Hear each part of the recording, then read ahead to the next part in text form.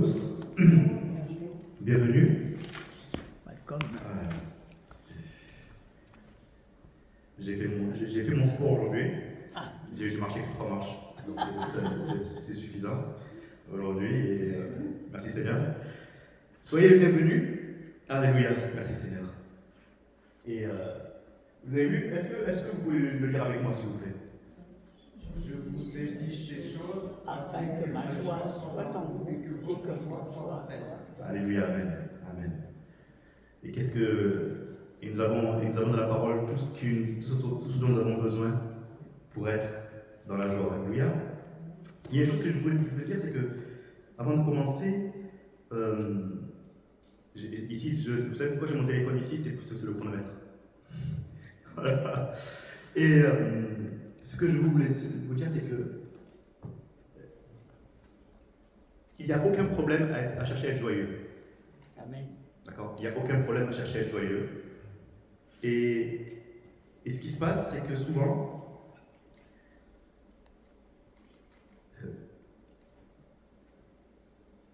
des fois, quand on lit la parole, on a le sentiment que nous ne sommes pas ce que nous devons être. Ou bien qu'on ne ressent pas les émotions qu'on devrait ressentir. Et des fois, ça peut créer de la frustration ou de l'incompréhension. Ou même, des fois, même, on se rabaisse. Et ça crée même de la confusion, c'est-à-dire qu'on oublie des fois qui nous sommes. Parce qu'on a le sentiment qu'on n'arrive pas à être transformé dans nos émotions et dans ce que le Seigneur Jésus nous demande. Et vous savez ce qui se passe? C'est que alors, le fait de ne pas vivre, le fait de penser qu'on n'arrive pas à vivre dans l'amour, ou bien à ressentir l'amour, ou dans la joie de l'Éternel, on le remplace par l'obligation ou le devoir. C'est-à-dire que, puisque je n'arrive pas à vivre l'émotion et que je ne pense pas y arriver, je vais le remplacer par l'obligation et par le devoir. Puisque je sais faire ça de mes mains, je vais montrer à Dieu que je l'aime par les actions de mes mains. Mais je crois que la recherche et la transformation, c'est le fondement et la base d'un enfant de Dieu. C'est le cœur, les émotions, les choix de la vie. Tout est animé, le point de départ et la transformation de la nature et de mon cœur. L'Éternel dit, comprenez, l'Éternel dit, pourquoi l'Éternel dirait alors, je graverai ma loi dans leur cœur? Pourquoi il dirait, je graverai ma loi dans leur cœur? C'est-à-dire que l'Éternel me fait une promesse que je vais aimer ce qu'il va me demander de faire. Je vais aimer ce qu'il va me demander de devenir. Amen. Et je n'aurai aucune limite à devenir ce que je dois devenir. Un enfant manifestant le feu de l'esprit, la patience, l'amour, la joie. Non, Limon, c'est impossible, je n'arriverai pas. Je n'arriverai pas, Limon. Mais tu sais, Limon, moi, je sais faire de la couture, je sais nettoyer l'église, je sais faire de la caméra, je sais. Alors, au fur et à mesure, le devoir, l'obligation devient le substitut de l'amour. Et on transforme. Parce qu'on dirait que le changement, la transformation de la nature génère de la peur, de l'angoisse, parce qu'on dit on n'y arrivera pas, ou bien je n'ai pas envie, ou bien c'est pas ce qu'on m'a appris. Mais ce que le Seigneur Jésus-Christ nous a appris, tout ce qu'il nous a dit, c'est pour que notre joie soit parfaite. Et je ne pourrais vivre la plénitude si je pense que ma vie est une succession de devoirs et d'obligations. Et je n'aurais pas compris. Et je n'aurais pas compris la profondeur de la grâce de l'Éternel. Et je n'aurais pas compris la profondeur de l'amour de l'Éternel. Et encore une fois, je sais que nous sommes dans un monde où le raccourci est facile. Encore une fois, je n'ai jamais dit qu'il ne faut rien faire. On est d'accord? Je n'ai jamais dit qu'il ne faut rien faire. Je n'ai jamais dit que Dieu l'aidait de ne rien faire. Mais vous savez, Charles Spurgeon a dit une chose, Il a dit, vous savez, regardez mes mains, elles sont propres, non? Mes mains sont propres. Elles sont bien blanches. Elles sont propres. Mais si on prend un microscope, qu'est-ce qu'on verra? Des microbes. Voilà.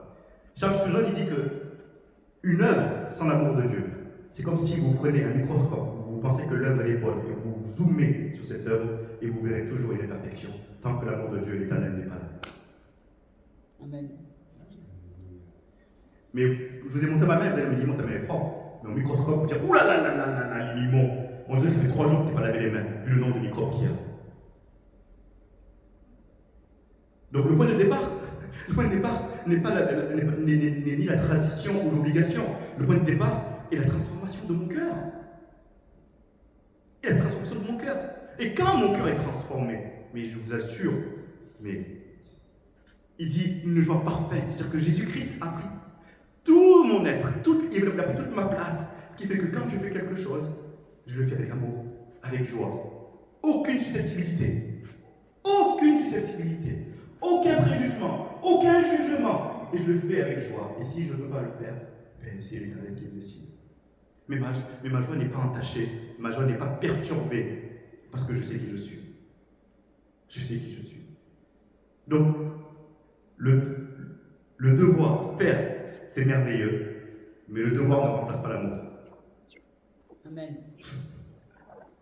On va lire Éphésiens chapitre 2, versets 1 à 10, s'il vous plaît. Éphésiens chapitre 2, versets 1 à 10. Vous étiez morts par vos offenses et par vos péchés dans lesquels vous marchiez autrefois, selon le train de ce monde, selon le prince de la puissance de l'air, de l'esprit qui agit maintenant dans les fils de leur rébellion. Nous tous aussi. Nous étions de leur nombre et nous vivions autrefois selon les convoitises de notre chair, accomplissant les volontés de la chair et de nos pensées, et nous étions par nature des enfants de colère, comme les autres. Mais Dieu, qui est riche en miséricorde, à cause du grand amour dont il nous a aimés, nous qui étions par nos offenses, nous qui étions morts par nos offenses, nous a rendus vivants avec Christ. C'est par grâce que vous êtes sauvés. Il nous a ressuscités ensemble et nous a fait asseoir ensemble dans les lieux célestes, en Jésus-Christ, afin de montrer dans les siècles à venir l'infinie richesse de sa grâce, par sa bonté envers nous en Jésus-Christ. Car c'est par la grâce que vous êtes sauvés, par le moyen de la foi. Et cela ne vient pas de vous, c'est le don de Dieu. Ce n'est point par les œuvres, afin que personne ne se glorifie. Car nous sommes son ouvrage, ayant été créés en Jésus-Christ pour de bonnes œuvres que Dieu a préparées d'avance, afin que nous les pratiquions. Alléluia, amen. Je ne sais pas si vous vous en souvenez, ce passage, on en avait parlé déjà il y a quelques semaines, parce que j'avais fait un message qui disait que la grâce est gratuite. Je ne sais pas si vous vous en souvenez, c'était la gratuité de la grâce. Merci Seigneur, heureusement, la grâce de Dieu, elle est gratuite, elle est pour tous. Amen. Mais ce qu'on va lire, c'est le verset 3 et 5. On va le relire, verset 3 et 5. Nous tous aussi, nous étions de leur nombre, et nous vivions autrefois selon les convoitises de la chair, accomplissant les volontés de la chair et de nos pensées. Et nous étions par nature des enfants de colère comme les autres. Mais Dieu, qui est riche en miséricorde, à cause du grand amour dont il nous a aimés, nous qui étions morts par nos offenses, nous a rendus vivants avec Christ. Et je ne sais pas si vous vous en souvenez, on avait fait la fête des pères. Vous vous en souvenez, la fête des pères? Et Lauriane était venue avec le micro devant tout le monde. Avec les enfants. Et elle a dit devant tout le monde qu'elle aimait son mari. Son mari, c'est moi, d'accord? Elle a dit devant tout le monde, elle a pris le micro, elle a dit oui, j'aime mon mari, et en plus, elle m'a fait un poème. C'est merveilleux. Donc, moi j'étais assis, imaginez ma joie. Déclarer devant tout le monde que ma femme m'aime. C'est-à-dire, c'est évident. Mais vous savez ce qui est encore merveilleux, c'est que quand je suis à la maison, et que je me couche, et que je me mets dans mon lit, et que avant d'éteindre la lumière, avant de m'endormir et de fermer les yeux, ma femme elle me dit, Limon, je t'aime. Et moi, vous savez, d'un coup, je me mets ma couverture, je suis content comme ça, et je m'endors. Vous savez, il y a l'amour quand elle m'a dit, quand elle a déclaré devant vous qu'elle m'aimait, et il y a quand on était dans l'intimité qu'elle m'a dit qu'elle m'aimait, et qu'elle a dit à mon oreille. Vous savez, je crois que chaque homme, chaque femme, chaque enfant a envie d'entendre dans son oreille qu'il est aimé, qu'il est très aimé. Chaque homme, chaque femme, chaque enfant a envie d'entendre qu'il est très aimé. Il n'y a pas de plus grand amour, Jean chapitre 15, verset 13, il n'y a pas de plus grand amour que de donner sa vie pour ses amis. Alléluia. Il n'y a pas de plus grand amour que de donner sa vie pour ses amis. Vous savez que Jésus parle, là, à ce moment-là, quand Jésus a parlé, il parle de ce qu'il allait faire. Jésus parle de ce qu'il allait faire. Il n'y a pas de plus grand amour que de donner sa vie pour ses amis. Et qu'est-ce qui se passe? C'est que dans le cœur de Jésus, quand il a vu Limon, il a vu déjà Limon comme un ami. Il m'a vu déjà comme un ami. Il m'a vu comme quelqu'un pour qui il allait mourir et qui allait devenir son ami et qui allait devenir de sa famille. Mes amis, nous espérons en ce qui existe déjà. Vous espérez en ce qui existe déjà. Et qu'est-ce qui existe déjà? La valeur inestimable de l'amour de Dieu pour toi. L'amour de Dieu n'est pas un concept. Ce n'est pas une répétition. Ce n'est pas des dires. L'amour de Dieu, ce n'est pas ma fille, ma deuxième fille ou ma femme. L'amour de Dieu, c'est plus que ça. Il n'y a pas de plus grand amour que de donner sa vie pour ses amis. Parce que l'amour de Dieu est un amour qui sauve, un amour qui guérit, un amour qui restaure. Mes amis, s'il n'y a pas de plus grand amour que de donner sa vie pour ses amis, je répète, s'il n'y a pas de plus grand amour que de donner sa vie pour ses amis, alors Jésus a donné sa vie pour toi par amour. Seulement par amour. Ce n'est ni la menace. Jésus n'a pas menacé le monde. On dit attention, je vais venir, et je veux que tout soit propre, et je veux que vous vous agenouillez devant moi, et je veux que vous me glorifiez, et là je donnerai ma vie. Jésus n'a pas dénoncé le monde. Il a fait juste un constat du monde. Ce n'est pas la menace qui m'a sauvé. Vous savez ce qu'est une menace? La menace, c'est un avertissement qui induit potentiellement une sanction, qui induit potentiellement un accident. Mais Jésus n'a jamais menacé le monde. Il n'a pas menacé le monde. Il a fait un constat du monde. Il a fait un constat de ma vie. Et il est mort pour moi. L'obligation ne m'a pas sauvé. Ce n'est pas l'obligation qui m'a sauvé. C'est que Jésus, par amour, il est venu me sauver. Il ne s'est pas dit, oh là là, c'est un gâchis. Il y a 1 milliard de personnes, ce serait un gâchis que le milliard meurt. Comme quand moi je mange des brocolis et que je dis, oh, la date est périmée, je vais les jeter. Non. C'est pas parce qu'il y avait 100 millions de personnes que je dis non. Il a tout fait par amour. Il n'a pas fait par obligation, par devoir. Oui, Jésus était obligé de me sauver. Jésus était obligé de nous sauver parce que celui qui nous a créé était obligé. Non, il n'était pas obligé. C'est parce qu'il nous a créé qu'il était obligé de nous sauver. Il nous a sauvés simplement par amour.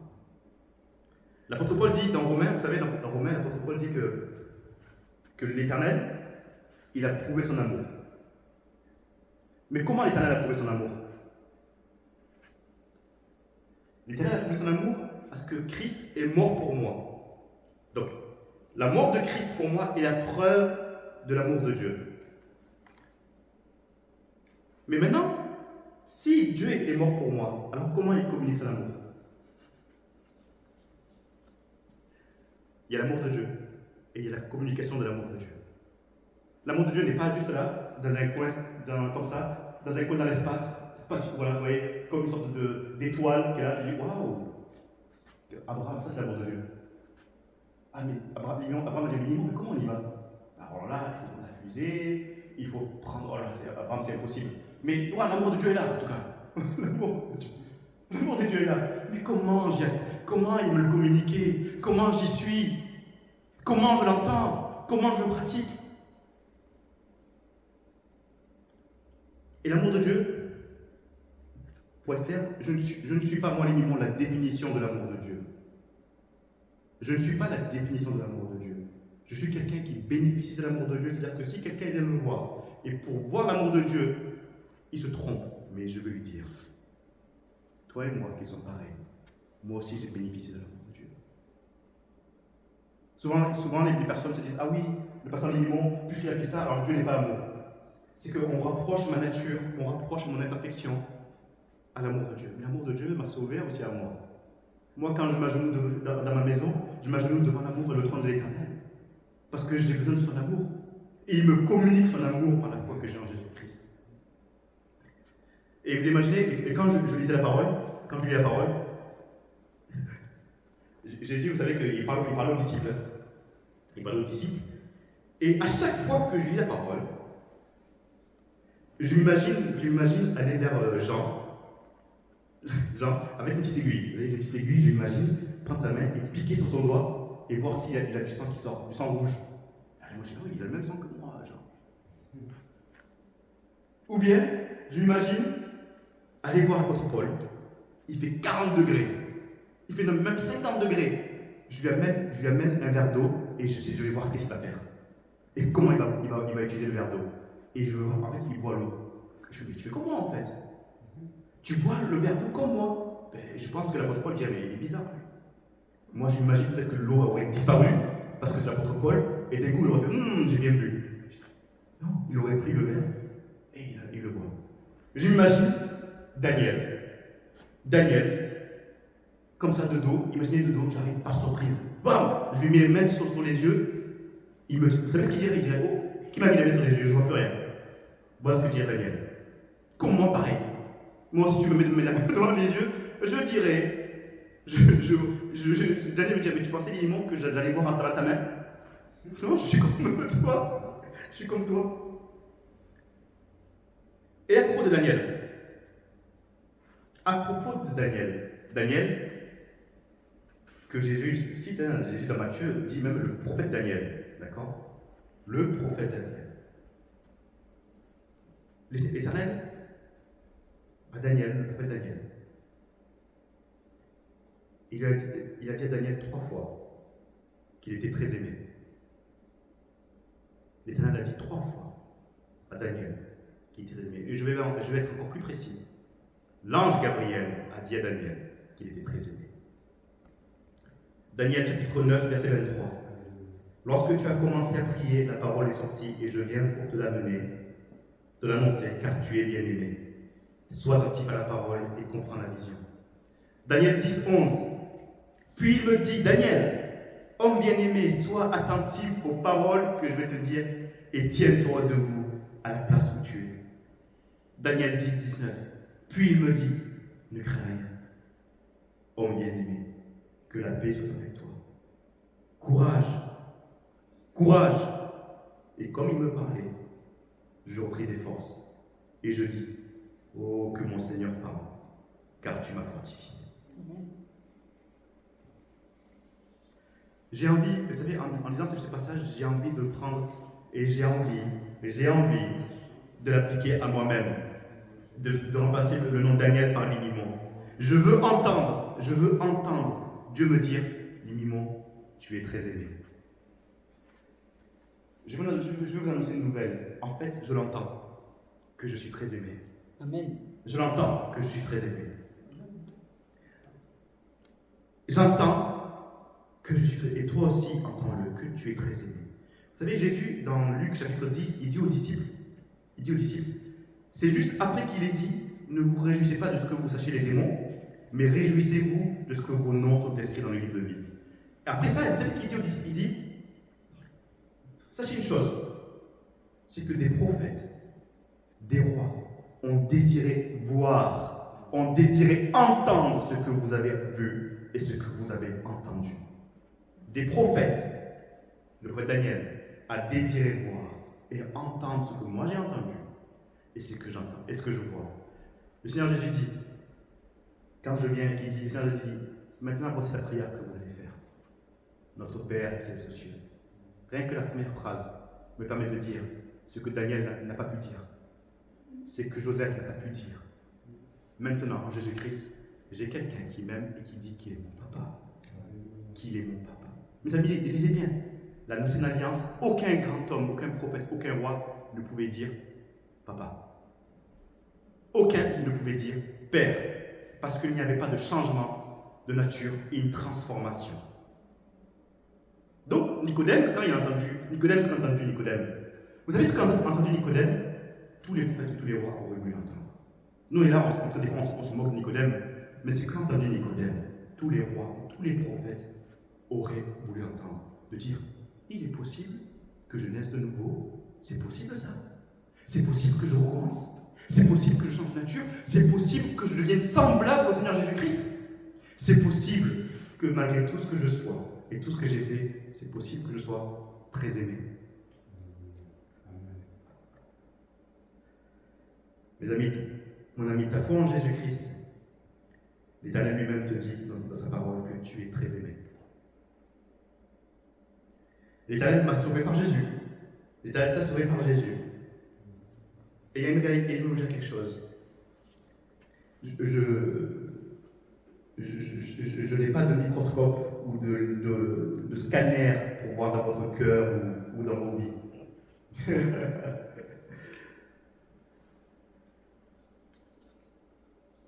Dieu est amour. Ta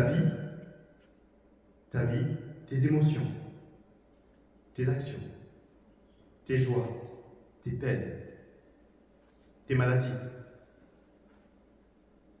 tout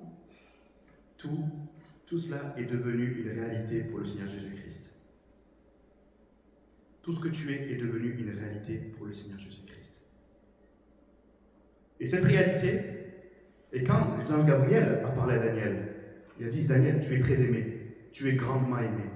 En fait, cette réalité, quand l'ange Gabriel parle, et quand le Seigneur Jésus te parle en disant, Limimon, tu es très aimé.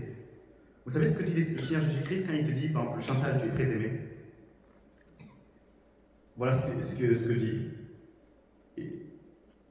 Et entend.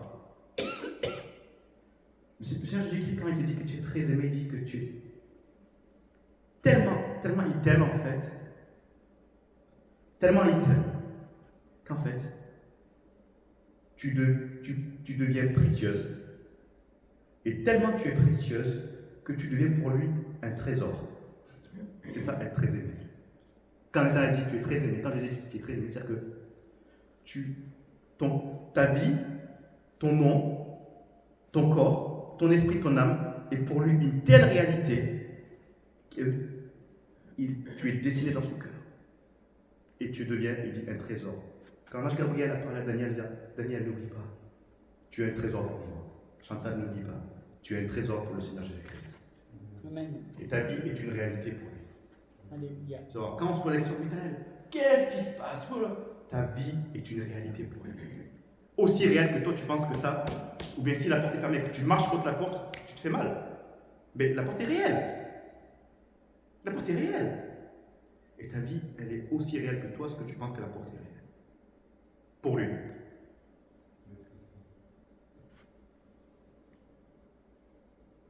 Un trésor. Vous savez, quand je dis, Éternel, j'ai foi en toi, avoir foi en Jésus-Christ, c'est tout simplement faire de Jésus-Christ son trésor. C'est ça. Vous allez dire, minimum, oui, mais il y a des gradations. Non, non. Avoir foi en Jésus-Christ, c'est que Jésus-Christ est mon trésor. Et mon seul trésor. Il a pris toute la place dans mon cœur. Comme lui, il dit, minimum, tu es mon trésor. Moi, en réponse, mon cœur lui répond, Jésus, tu es mon trésor. Comme lui, il dit, minimum, ta vie est une réalité pour moi. Moi, je dis, ta parole est une réalité pour moi, tous les jours de ma vie. Et quand je la lis au travers de l'amour de ton nom. Et quand la parole, vous savez, quand il a parlé à Daniel, il dit, prends courage, tiens-toi là où tu es, même dans un endroit hostile, tiens-toi là où tu es, tiens ferme, entends, comprends. Pourquoi tout ça est possible? Parce que je sais que je suis aimé. Mes amis, quand on sait que nous sommes aimés et qu'on lit la parole, on peut lire que la parole de la bonne manière, parce qu'on la lit au travers de l'amour de Dieu. Quand on lit la parole et qu'on lit par l'amour, on croit que tout ce que me dit le Seigneur Jésus-Christ, c'est pour que je sois heureux et pour que j'ai sa paix. Amen. Sa paix parfaite. Je ne la lis pas par obligation ou bien parce que Jésus m'a menacé. Non? Si quelqu'un vient me voir et dire Mimon, Jésus m'a menacé. Je dis non, c'est faux. C'est ton imagination. Et je permettrai de dire c'est ton imagination. Si tu viens me dire, Mimon, Jésus, il me fait peur, je dirais c'est ton imagination. C'est un mensonge. Jésus ne fait pas peur. Jésus, son nom est amour. Il m'a sauvé par amour. Et il est amour. Et il est amour. Alors, il y en a qui me disent, moi je ne lis pas Apocalypse, Apocalypse, ça me fait peur. Je te dis, alors, mon ami, le point de départ de ta vie, c'est l'amour.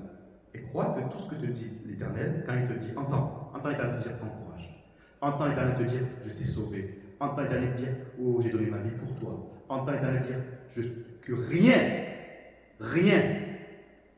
ne te séparera de mon amour. Entends-le.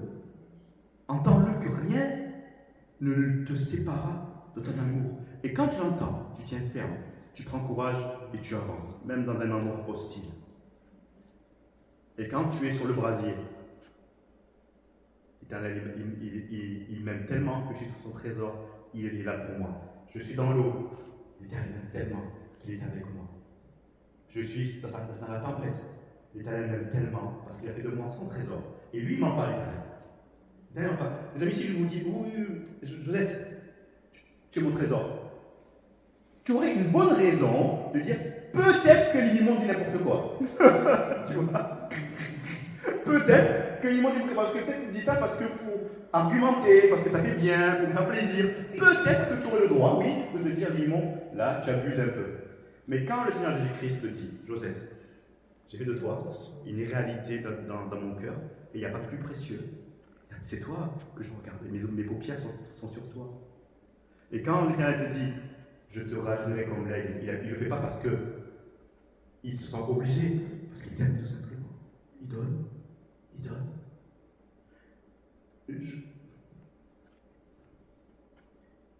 Vous savez, ce n'est pas parce que je vais vous parler 45 minutes ici maintenant que l'Éternel va m'aimer plus.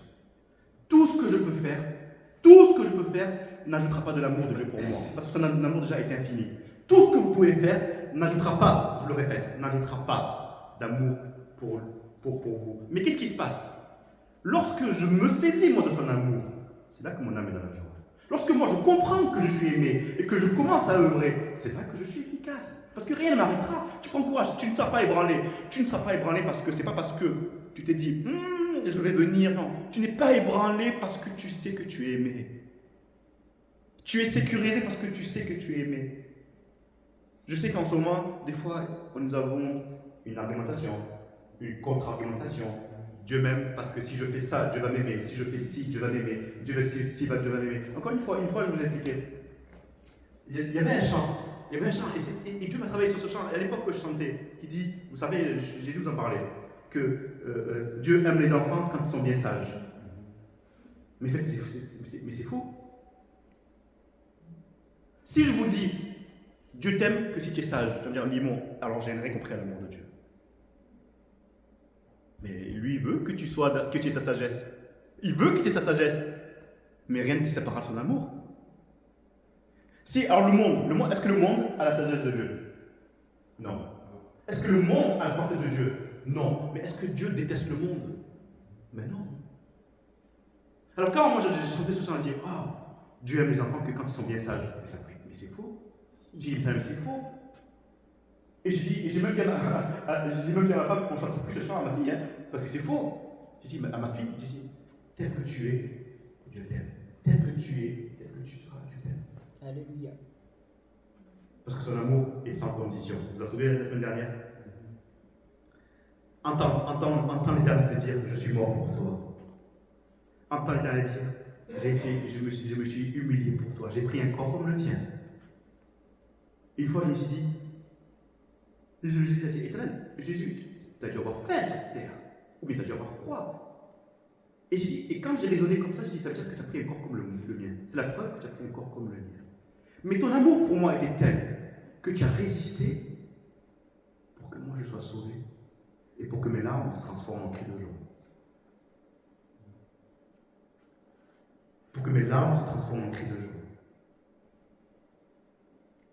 Tout ce que tu entends, c'est le Dieu créateur de l'univers.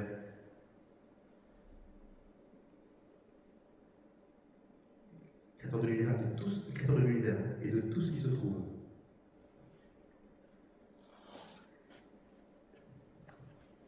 Tout ce que tu lis, tout ce que tu entends, c'est le Dieu créateur de l'univers qui a créé le ciel, la terre, qui a créé les armées. Le psalmiste dit, Éternel, la création manifeste ta sagesse. Le psalmiste dit, Éternel, tu as fait l'herbe pour les besoins de l'homme. Éternel, ton fleuve est un fleuve de vie. Tout ce que tu as fait manifeste ton amour et ta grandeur. Éternel, Moïse dit dans l'Exode, ta majesté renverse les ennemis. Ah, Moïse, il a marché avec Jésus-Christ devant ses yeux. Le trône de gloire est là et le chemin est ouvert par le Seigneur Jésus-Christ. Tout ce que l'Éternel Jésus-Christ, tout ce que nous lisons, est un Dieu qui a ton âme en amour. Tout ce que vous lisez, tout ce que vous entendez, c'est les actions, les œuvres d'un Dieu qui a ton âme en amour. Le psaume 86, verset 5. Car tu es bon, Seigneur. Tu pardonnes, tu es plein d'amour pour ceux qui t'invoquent. Car tu es bon, Seigneur. Tu pardonnes, tu es plein d'amour pour ceux qui t'invoquent. Vous savez, le psalmiste, il vient, il dit, voilà, il est là, il dit devant tout le monde, il dit devant vous, il dit, Éternel, oh, tu es bon. Nul n'est bon comme toi. Tu es bon, Seigneur. Toi qui règnes, toi qui as l'autorité, toi qui es souverain, et toi qui, la parole dit, toi qui fais tout ce que tu veux. Il dit, tu es plein d'amour. Il dit, en fait, il dit, Église, Abraham, il dit, Abraham, l'amour de Dieu, en fait, il dit, son amour est immense. Il dit, son amour est abondant. Il dit, son amour est puissant. Il dit, Abraham, le psalmiste dit, l'amour de Dieu est infini. Mais il va encore plus loin. Il dit, Abraham, l'amour de Dieu est infini, est puissant, est immense. Sa nature, c'est l'amour.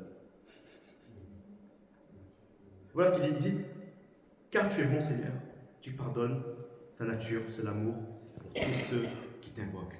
Lorsque l'Éternel vient, que nous l'invoquons, il vient dans sa douceur et dans son amour. Sa nature, c'est l'amour.